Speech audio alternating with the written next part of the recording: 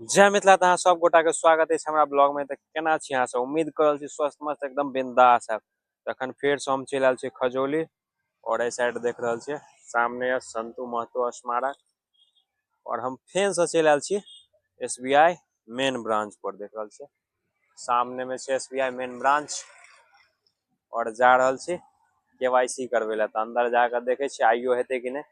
बाकी टाइम बहुत ज्यादा भ गेल छै, लगभग 12 बजे वाला छै, ते लके भ सके अंदर में बहुत ज्यादा भीड़ हेते। तो जा रहल छी अंदर और ओके बाद आबि के मिले छी। फाइनली बैंक के अंदर से चल एलिए और आई केवाईसी के कार्य पूरा भ गेल। बाकी अंदर में भीड़ बहुत ज्यादा चले, हालत खराब भ गेल लाइन में लागल।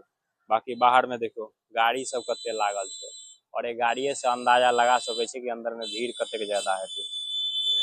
और इस सब के तो नजारा कल दिखाइए देने रही।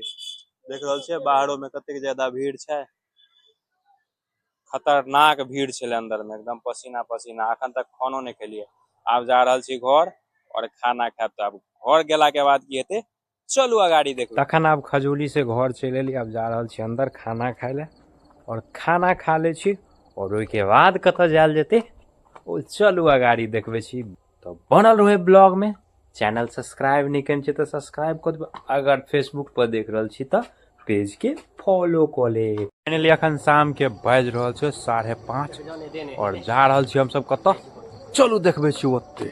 तो फाइनली जे जगह के बात केने चली ओई जगह पर पहुंच गेली। देख रहल छी साइड में खाना बन रहल छै और आबि गेल छी हम सब भोज खाय ले।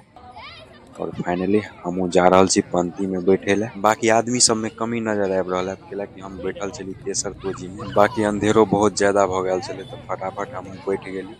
अब इंतजार से पत्ता के। तखन कुछ देर इंतजार केला के बाद हमरा सबके पत्ता गिलास मिल गए और धीरे धीरे पूरा दूरो भर चुकल है और सबके पत्ता गिलास मिल चुकल है। अब इंतजार छै सब्जी के, कैलाकि छै पूरी सब्जी के भोज।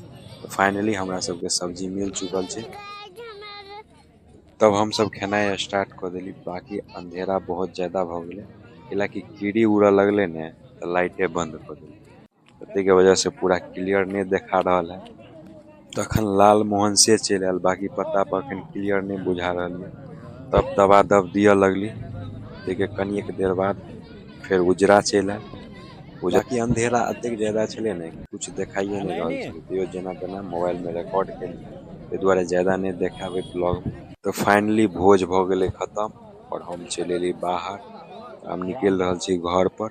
मिले छी नेक्स्ट ब्लॉग में।